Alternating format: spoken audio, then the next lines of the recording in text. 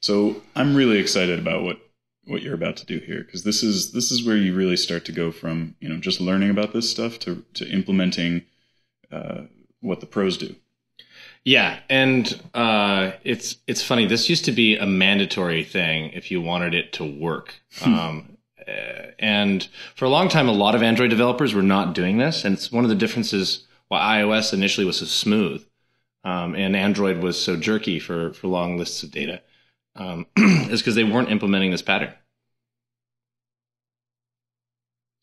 So again, this is going to follow the same order that we did for the custom adapter, except we're going to write a custom adapter the way that, again, the pros would write a custom adapter, and the people that are taking this course should write a custom adapter.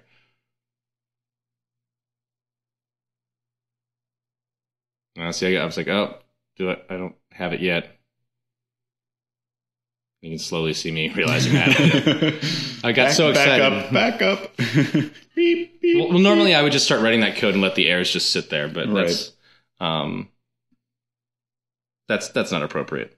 You should deal with the things that you've built in the right order. Yeah, single focus when coding. Yeah, it can be really easy to get lost if you try to open too many threads at the same time. Yeah. Too many brain threads. Too many brain threads. So here we have our place again. We're also going to be dealing with this M pop-up string that previously in the other one we weren't really addressing what that's for. It was just hanging out. Yeah, and that's going to be cool. This one's really all about efficiency of memory and reuse and recycling. It's very green cast that we're doing right now.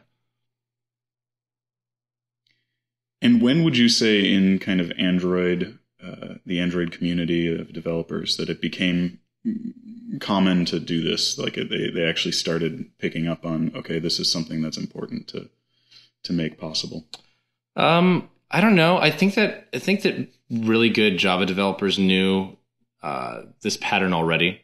I think that initially the people who were probably first excited about Android knew a little bit of Java, and so there was just a lot of stuff done without it. But a pro in Java would have implemented this right away.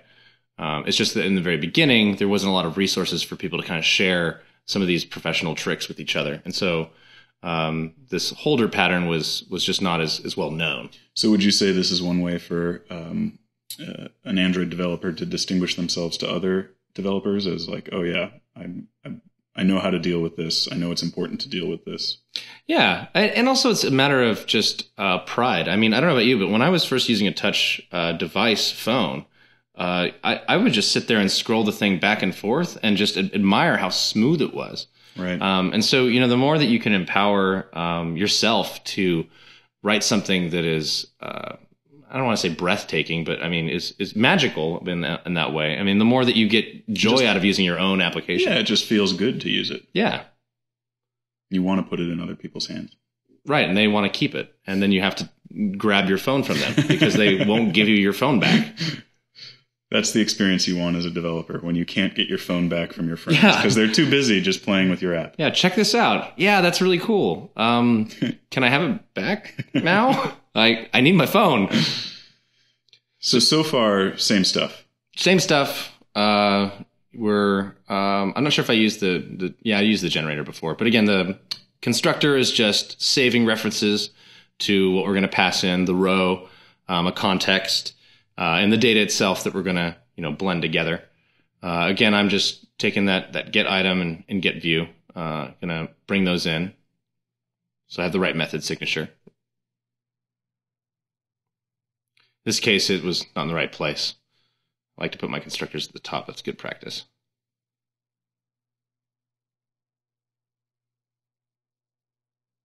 And again, we're going to remove that return statement and replace it with the holder pattern.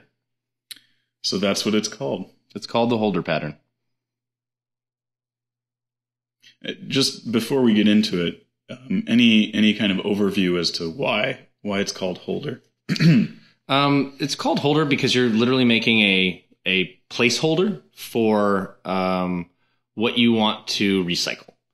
So by using that object is kind of an intermediary, you actually have an ability to, when something is done that was just inflated for the purpose of laying stuff out, you can just kind of switch the references rather than having to try to find it. And that's one of the reasons why this is called convert view, is that literally is the view that gets passed in that could be converted to be reused. So here you have private static class. I'm probably hesitating on exactly what to name it. So you can tell I hesitated because of that extra space. I got nervous there. Like, well, what should I name this? One too many white space. Well, I got weird because it was placeholder, and that's weird because it is kind of a placeholder. And then I was like, was that clever or is that misleading? Why didn't you call it recycle bin? Because that reminds me of Windows and what you throw away, and that's not what we're doing here. Okay, got it.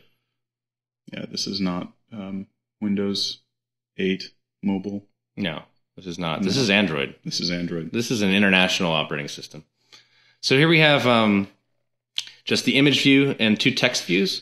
So what you want to do is just figure out all the different things you actually have to change. What is going to be reused? So here, again, we're just very simple. I want to save a reference to 2 text views and an image view.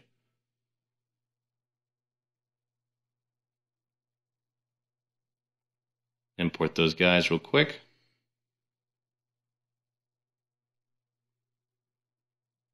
All right.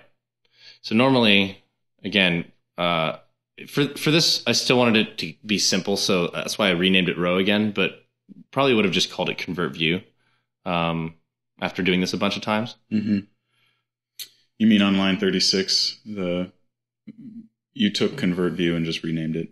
Yeah. Well, because it makes sense for the first time that you're seeing this change, right? Right. So again, the first time your app starts up, there are no rows at all. So you do have to allocate them initially. So if basically we get this convert view, right, like this thing that comes in and there isn't anything, we got to create a row to begin with, right? So if you can only see 10 items on the screen, and you have to at least allocate 10 items at some point, and that's what this part of the code is doing.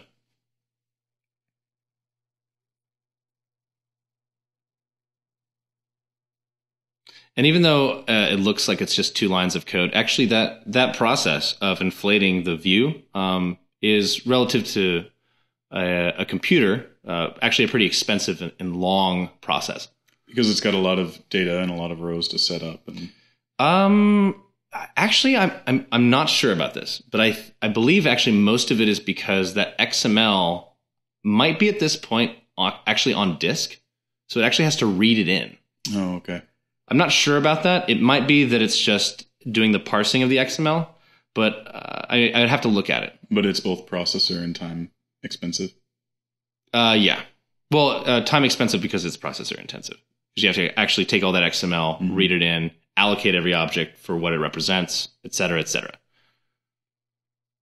And how do we know? Do we know how many it will auto-inflate this first time through? Do we know what it keeps, 10 or 12 or we don't want 5? to. We don't want to. Okay. Our responsibility at this point is to respond to a call for getting a view. So if it's asking it for it 30 times or once, like we don't want to be concerned with that until that becomes a bottleneck. So here you can actually see like we're actually creating a new one of those placeholder classes. On line 46. Mm-hmm.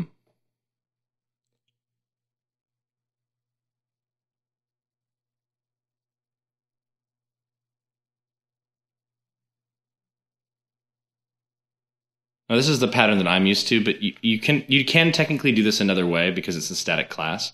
Again, this is the way that it's clear. It's the most clear to kind of see. But we're doing the same thing we were before, only rather than setting the row itself to a reference or these references as being what's going to change, we're actually saving the reference inside that holder object. So again, we're getting the text view and the zip code and the image view. And now this holder is all those different variables are just pointing to those pieces on the row that we've inflated. And here's the magical line right here. Set tag. That particular method call is amazing. You can just use it to store any little reference you need. In fact, we use it twice here, just to show you like how flexible it is. And is there anything under the hood that's going on that we should be aware of, or is it just magic? Well, the magic part is probably the fact that getView is passing us in the convert view. But no, it's set tag is literally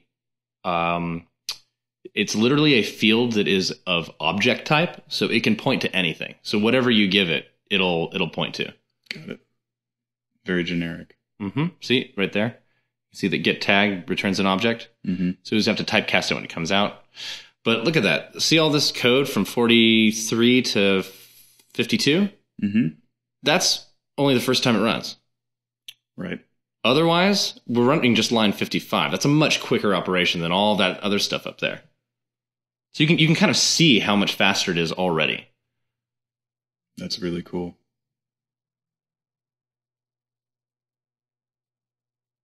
And from here, we're basically doing the same thing that we would if we didn't have the holder pattern. We're just taking the data and, getting a place object out of it. And I could just read off what I'm doing here, although I'm more concerned with the fact that I was so low on the screen. And then we're setting the view to reflect the data we need to display. So notice that we're not using the references from a find view by ID directly. Here we're actually saying we've already gotten those references at some point, either by doing it the first time or by getting the tag that points to that particular holder. And now we're just setting the text on those pointers, basically. Right. I'm still concerned with how Spartan or sparse our placeholder class is. Well, that's the point, right? Like, if that class had a lot of overhead, we would have to deal with it. But here, sure. I mean, those literally, because there are just variables, they're so small. They're just pointing, right? Mm-hmm. I mean, I forget in Java what it is. I think it's for a 16-bit. Like, that's just a memory address. Right. The holder pattern definitely, like, I've gotten more of appreciation for it. The more that I have done, like, gone back and done more low-level programming with pointers, because then you get to see actually how beautiful this is. It's really leveraging the fact that Java object reference variables are just references, and that it's really the allocation and processing of information that's really expensive. And other than this pro smooth scrolling list view, where else might holder pattern be applied? That's a good question. I would say anything where you need to have kind of a moving window, or you want to recycle objects. Mm-hmm. It could be, I mean, I could definitely see if you're processing a large amount of data, it'd be useful, especially if you can't necessarily process all the data at once. You can make a rolling window to reuse. For me, I was introduced to what this concept was and then never really understood the application of it until I had to deal with views. Got it.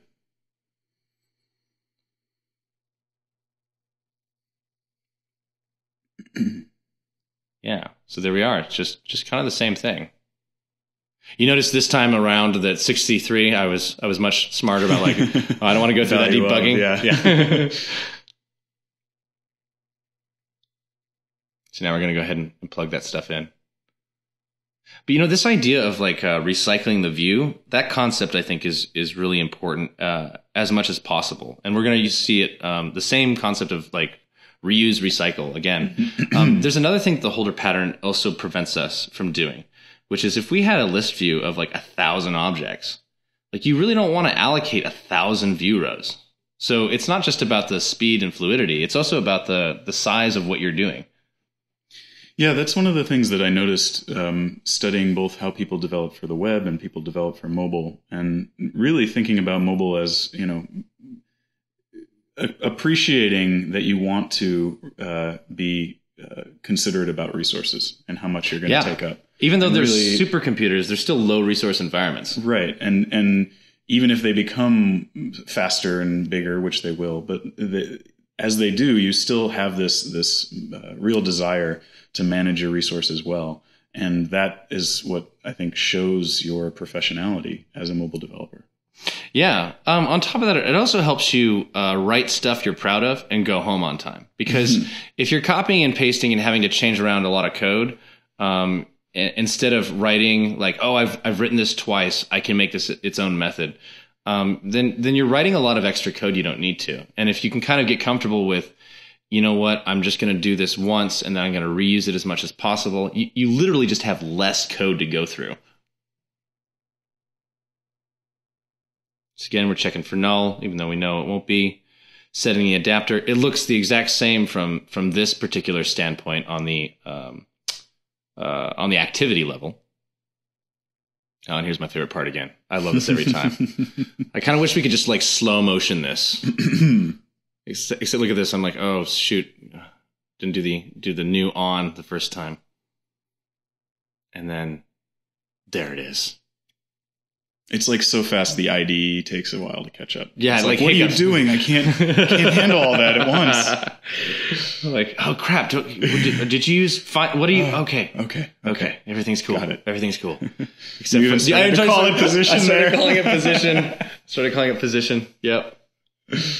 We're still going to name a place just so we can show the functionality of it. The clicking. I wonder if we could like submit a code smell to the Android OS guys and just be like, hey, all right, position. You should make it consistent. You know what would happen, actually? They'd probably give you a reason about why they did that. They probably have a very, very complex and detailed reason. And it's probably that like they were lazy. No, I'm kidding. I'm sure there's actually a good reason underneath the hood. I don't know what that code looks like directly. And there we go. And you see, it's hard to tell. I think I mentioned this earlier. It's hard to tell how much smoother it is because literally Genymotion is turning my laptop into a phone. Right. But on any device, I mean, you can feel the fluidity on how smooth it is. And if they wanted to at home, they could just double, triple, quadruple the data set. Mm-hmm. Or actually, where you'll probably see it even worse is if they add a lot of view elements to it, a lot of image views, things that would make that first part of the if statement get longer in code. Yeah.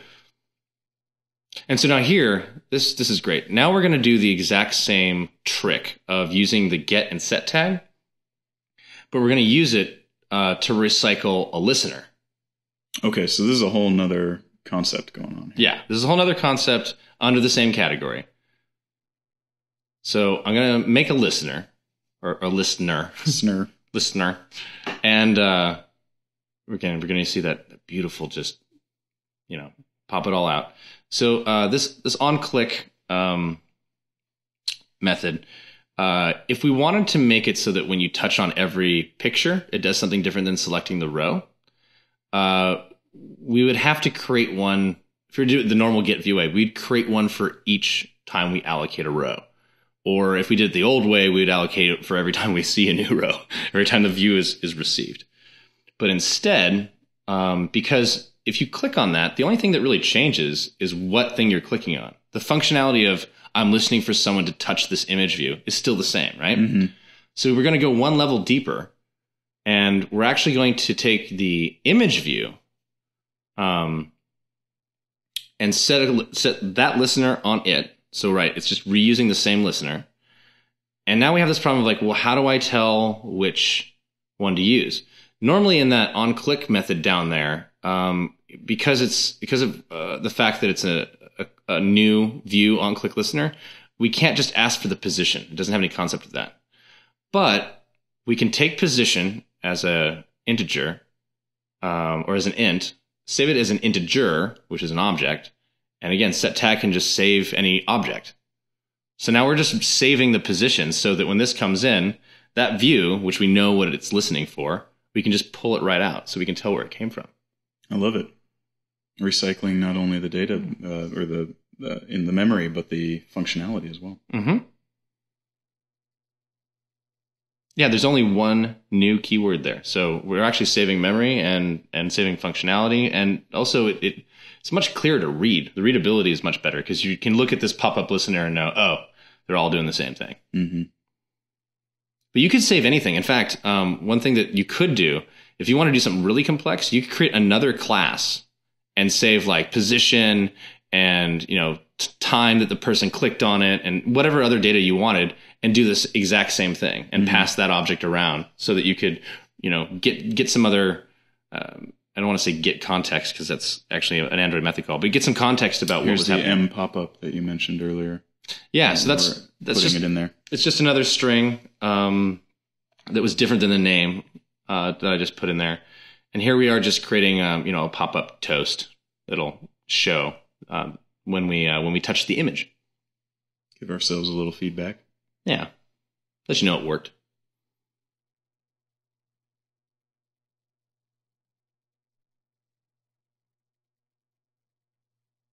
Clear that up. Kind of get the subliminal Delta program brand right there. There we go. There we go. So click, click, click. Still liquid smooth. You can see Bike Shop and Camera Fix down there. And there we go. Excellent. All with the same listener. And now they can go discover all the little secret messages. Yeah, I love that place too. Yet Space? It's awesome.